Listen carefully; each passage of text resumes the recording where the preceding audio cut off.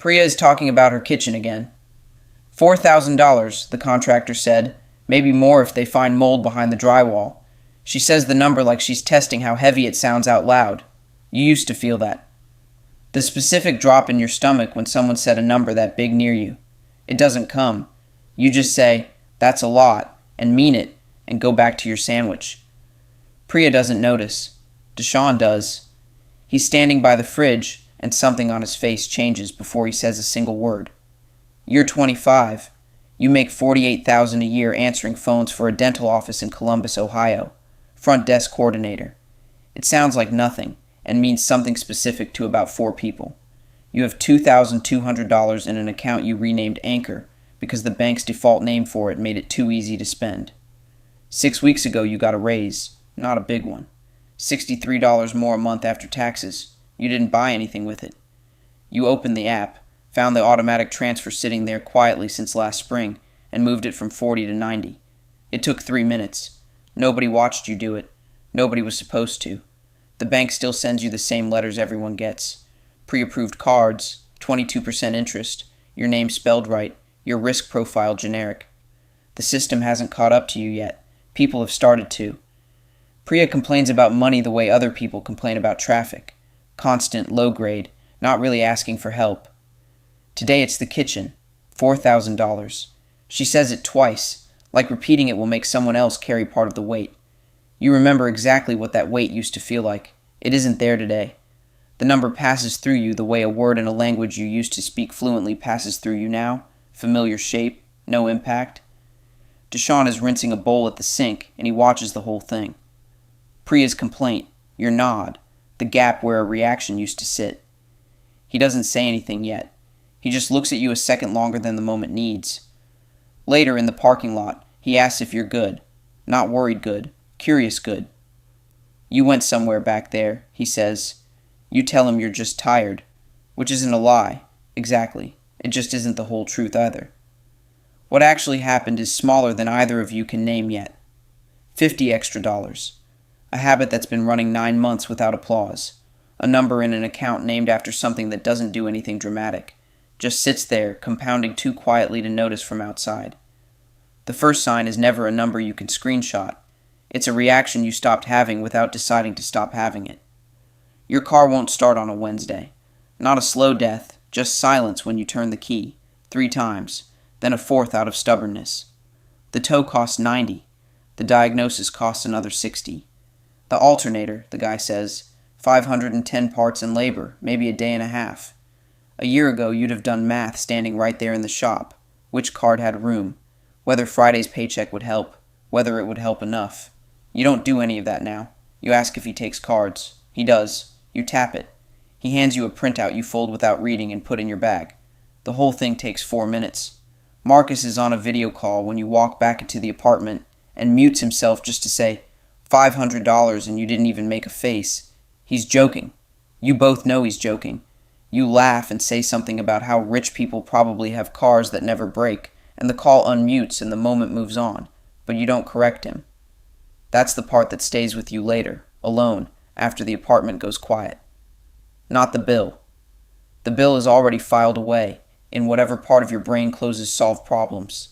It's the fact that you didn't say I'm not, actually the way you would have a year ago, out of some reflex toward honesty or modesty or both. You open the Anchor app that night for no real reason, not checking anything specific, just looking at the number longer than the number requires. It isn't a big number. You know that, compared to people 2 rungs up the ladder from you. But it's enough that $510 didn't follow you into Thursday. It didn't show up at dinner. It didn't keep you doing math in the dark. Nobody tells you this part about emergency funds when they hand you the rule. 3 months of expenses, they say, 6 if you can manage it. What they don't say is what it actually buys you, not security as an idea. A Wednesday that stays a Wednesday. Your cousin Isaiah calls on a Sunday. 19. Family that's close without being close. The kind you see at Thanksgiving and like fine without really knowing his week to week. He's nervous before he even gets to the point.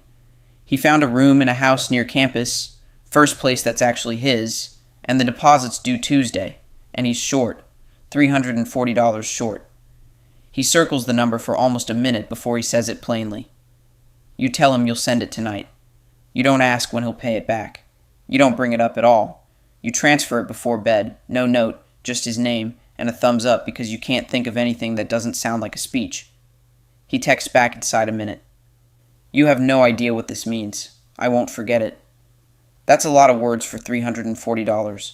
You leave your phone face down on the counter and don't pick it up again for an hour. Not because you're upset, but because the weight in his message doesn't match what you felt sending it. For you, it was a line moving between two accounts. For Isaiah, it's the difference between having a room on Tuesday and not having one. The gap isn't about the money anymore. The money is identical on both ends of the transfer. What's different is what it costs each of you to lose it. 3 weeks later, the market drops 14% over 6 trading days. You watch it the way you watch weather rolling in from a distance. A headline, a chart, easy to ignore until it isn't. You open the investing app at midnight, the kind of hour where a number means something different than it does at noon. It's red, not a little red. You don't sell. You also don't sleep especially well. You sit on the edge of the bed, scrolling past the balance and back to it, like checking a bruise to see if it still hurts. It hurts differently than it would have 2 years ago. Not panic, something quieter, a kind of test you're running on yourself without phrasing it as a question. Whether the version of you that doesn't flinch anymore is real, or just a version that hasn't been pushed yet. You don't transfer anything out the next morning. You don't transfer extra in either the way you sometimes do when you're trying to prove something to yourself. You just do the regular amount on the regular day, the way you have for 2 years, and go to work like the night before it didn't happen. It takes 8 weeks to recover. You know, because you check once on an ordinary Tuesday, and there it is, back, plus a little more. You don't feel triumphant. You feel something closer to relief that you didn't have to find out the hard way whether you meant it. A former manager named Renata calls on a Thursday. You haven't spoken in over a year, not since she left for a bigger practice across town. Senior coordinator, she says, 11,000 more a year, your own small team. She lays it out fast, the way people do when they want a yes before you've finished hearing the whole offer. You say something close enough to, yes, that sounds great, let's talk more, and you mean it in the moment, the way you mean things at 4 p.m, when someone hands you a number that size. She sets up a tour for Saturday. You drive over with the radio off, already doing math before you're on the highway. The raise, the new title, what your parents would say. By the exit, you've basically decided. The building is nicer than yours, glass and a parking garage instead of a lot. You pull into a visitor spot and just sit there with the engine running, looking up at the floor where her team works. You turn the engine off. You sit there long enough that a woman walks past your car twice, once going in, once coming out with coffee, and you're still parked in the same spot doing nothing at all. You're not thinking about the money anymore. You're thinking about the drive, 35 minutes each way without traffic, closer to an hour with it. You do that math the way you used to do grocery math, quietly, automatically, whether you want to or not. 5 days a week, roughly 8 extra hours that currently belong to you and wouldn't anymore. You think about your mornings, the ones where nothing happens, where you make coffee slowly and leave the house only when you actually have to, and how many of those you'd be trading for a number you don't, if you're honest, actually need. Renata texts, "Are you out front? I see your car." You don't answer right away. You start the engine again and pull out of the spot, driving past the entrance slowly enough to look at it once, then out of the lot and back toward home. You don't call her until Monday. You thank her. You mean it. You tell her you're staying where you are. You drove all the way out here for nothing, she says, not offended, just confused, the way people get when the math doesn't compute on their end. No, you tell her I drove out there to figure it out. I just figured it out somewhere else. What changed wasn't the offer. It was the 20 minutes you spent sitting still in a parking spot that wasn't yours, before you knew that. Deshaun comes over on a Friday in September. Nothing special, takeout, a show neither of you is really watching. At some point he asks how you're doing with money these days, the way you'd ask about someone's job. A normal question. How much do you actually have? Total. All of it. You open your mouth to answer, and nothing comes out, because somewhere mid-breath you realize you don't know. I don't know, you say, and it comes out smaller than you expect. Not embarrassed exactly, just true in a way that catches you off guard. Deshaun laughs, but it's the kind of laugh that's checking whether you're joking. You haven't looked in a while. The transfers happen on their own. Anchor on the first, the brokerage on the third. the retirement account pulled straight from your paycheck before you ever see it. The whole system runs without you watching it, which was always sort of the point, and also the reason you've gone this long without adding it up. You should check, Deshawn says. I think it's more than you think. After he leaves, you sit at the kitchen table with your laptop, the takeout containers still open. You open the Anchor app first, out of habit, and it asks for your password. Wrong. You try the one you use for almost everything else. Wrong again. You sit there a second in the laptop light, trying to remember the last time you actually logged in instead of just glancing at a notification. 7 months, maybe longer. You forgot the password to your own savings account because you stopped needing to know it. You request a reset, make coffee while you wait, and by the time you sit back down, it's gone cold, untouched next to the laptop. You get back in. You pull up the brokerage account, then the retirement account you've never once opened outside of enrollment season. You add it all up the slow way, line by line on a notepad, because you don't trust yourself to do it in your head. $29,600. It isn't dramatic. It isn't a number that makes anyone gasp. But it's higher than you expected by enough that you check the math twice to be sure you didn't miss a decimal. What stays with you isn't the number. It's that Deshawn asked the question before you'd asked it of yourself in months. He didn't need the laptop. He'd been watching the evidence add up in the small ways you stopped reacting, stopped flinching, stopped doing math out loud, at kitchen sinks and coffee shops and mechanic counters. The year ends the way most of them have lately.